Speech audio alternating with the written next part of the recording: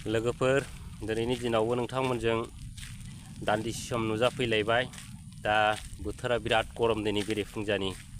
बिराद सान्दुं आरो बेजों लोगोसे दिनै माने देशफ्रावबो बिराद गरम नङा होमबा लोगोफोर। आरो दिनै माखासे बिथांमोनहा दिनैहाय मा होनबावनो नङा होमबा, दिनैहाय जाहैबाय माखासे बिथांमोननि थाखाय माने बिराद गाज्रि खबर। माने निउसफोरावथ' बयबो नुखाबाय लोगोफोर नङा होमबा। दा बेनो जाबाय बै प्रमद बन्दु बिथां आरो मा होनो फेरेंगा आरो गबिन्द बसुमतारी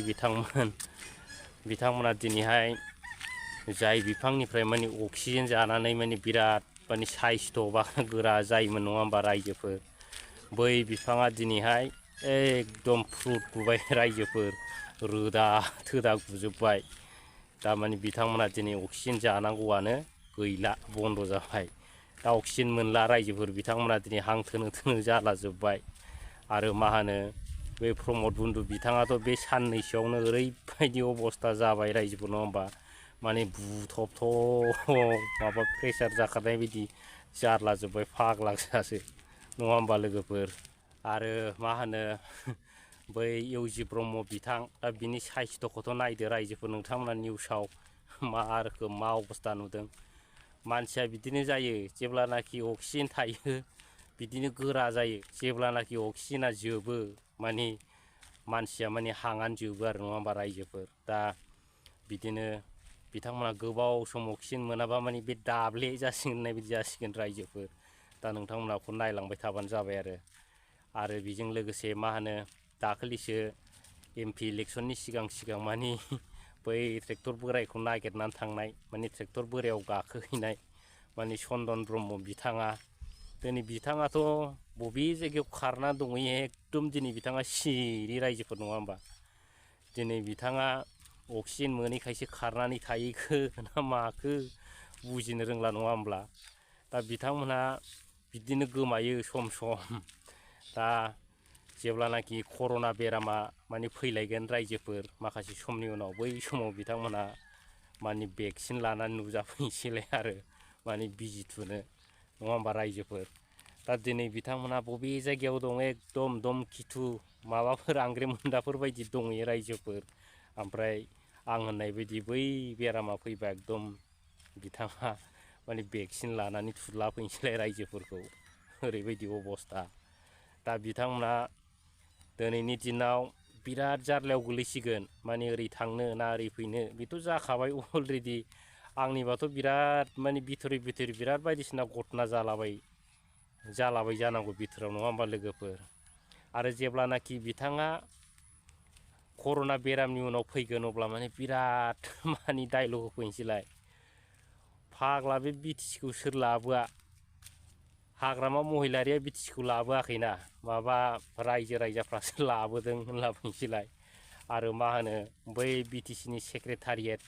बेफोरखौबो हाग्रामा महिलारिया लुवाखैना, रायजो राजाफ्रासो लुदों होनलाबायनोसैलाय, बै प्रमद बर' बिथांमोन होननाय बायदि आगोल होननाय बायदि नङा होमबा।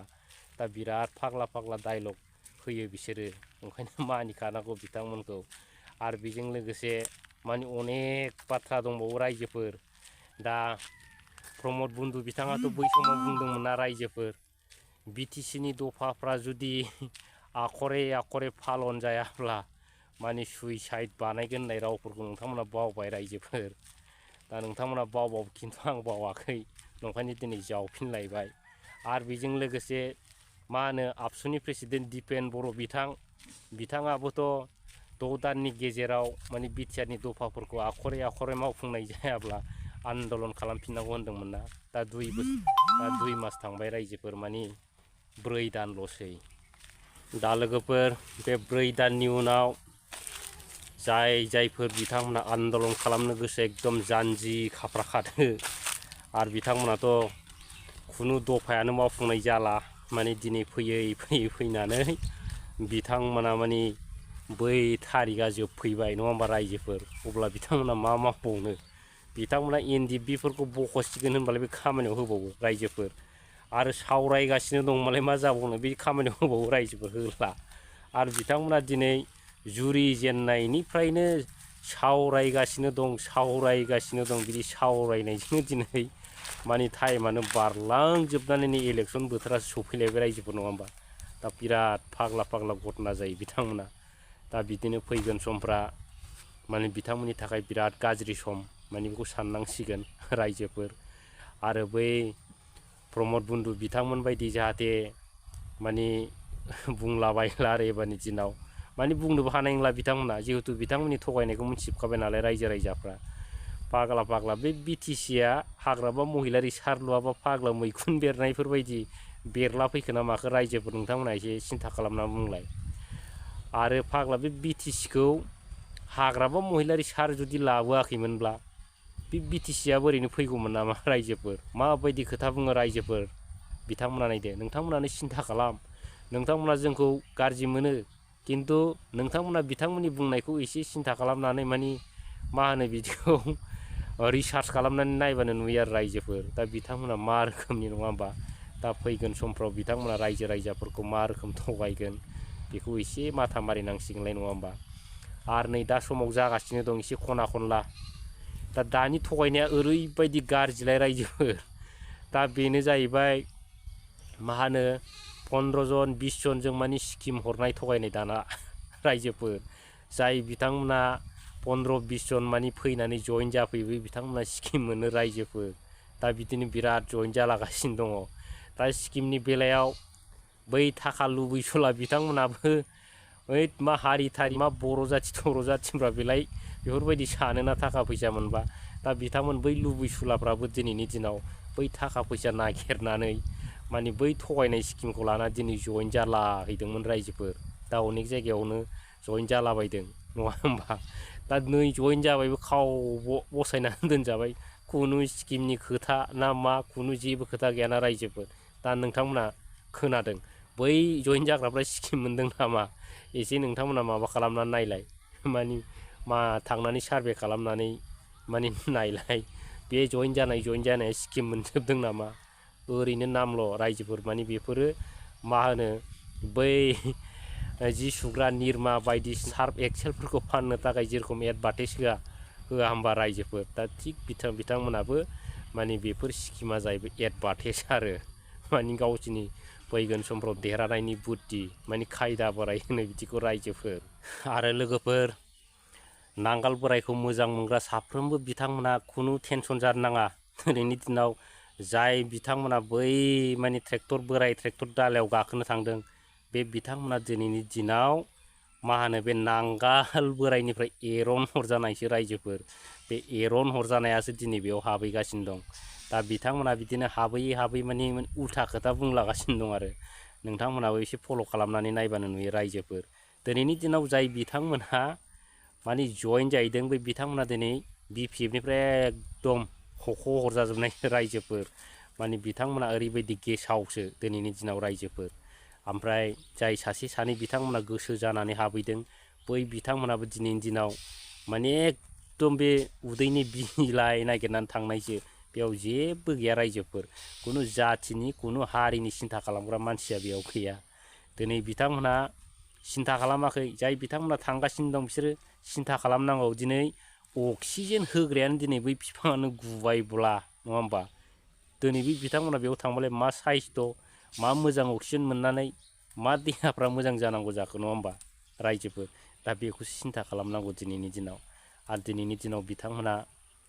थगायैनो जोबथा थगायबाय नङा होमबा अब्लाबो बिथांमोना दिनैहाय मानो लाजिनो रोङा आरो निउसफ्राव नुवाखै रायजोफ्रा दा बिथांमोना इउजि ब्रह्म बिथांमोना बिराद गोरासो बुंबावो माने हारसिं इलेक्सन दारायखादों माने हारसिङैसो दारायगोन दा बिदिनो बिथोराव दं होनलाबायो नङा होमबा रायजोफोर दिनै बिथांमोना बिदिनो लाजिनो रोङा रायजोफोर ओमफ्राय जाथिखौबो फानसि फाननानै दिनै बिथांमोना लाजिनो रोङा थिग बिदिनो अबस्था दिनैनि दिनाव माने बिराद गाज्रि माने कन्डिसन आरो बिथोराव रायजोफोर आरो जोबनायाव मोनसे खोथाबाव लोगोफोर दा बेनो जाहैबाय माने बै ट्रेक्टराव थाग्रा बिथांमोना ओरैबायदि टाइपनि मानसि आरो लोगोफोर माने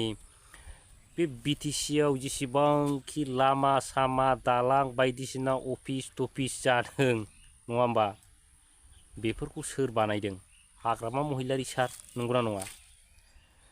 दा दिनै बे सरखार लाबोनायखायसो दा बिथाङा दिनै BTC एग्रिमेन्ट लाबोनायखायसो बेफोर डेभेलपफ्रा जादोंना रायजोफोर नङा होमबा दा बेखौनो बै ट्रेक्टर बोरायनि मानसिफ्रा मा बुङो रायजोफोर मिथिगौना बेफोर गासिबो जानाय मानिया गासिबो माने जाखानांगौमोन जाहैदों माने बिथांमोना जाखानांगौमोन जाहैदों फाग्ला फाग्लासो ओरैबायदि अबस्था माने बिदिखौ मेलेम गेसाव होनो रायजोफोर नङा होमबा फाग्ला बबेबा मोनसे खामानिया हारसिङैनो जाखायो नामा मावाब्ला बै नोंनि न'आ लुवागारा बे हारसिङैनो न' जायो नामा रायजोफोर ओमफ्राय बे लामा सामाफ्रा नों बानायाबा हारसिङैनो लामा जायो नामा रायजोफोर ओरैबायदि उबुजन दं रायजोफोर माने नैबे ट्रेक्टर दालायाव थांग्राया बेफोरबायदिनो माने मेलेमाथ' गैखाया नालाय मेलेम गेसावजोबखा नालाय दा बिदिनो जाखानांगौलै बेफोरो खुनु हाग्रामा थाग्रामा बानायाखै बेफोर गासिबो जायखिजाया माने जाखानांगौमोनल' जाहैदों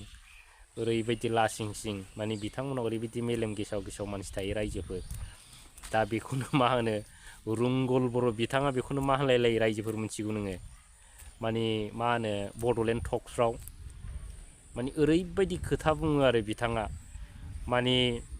BPF दोलोआव गासिबो नारि केलेंकारि माबा गेसाव मानसियासो माने थायो होननानै बिथाङा बिराद डायलग होयो खिन्थु गाव मा रोखोमनि मानसि बिथाङा बेखौ सिन्था खालामाखै आरो दिनैनि दिनाव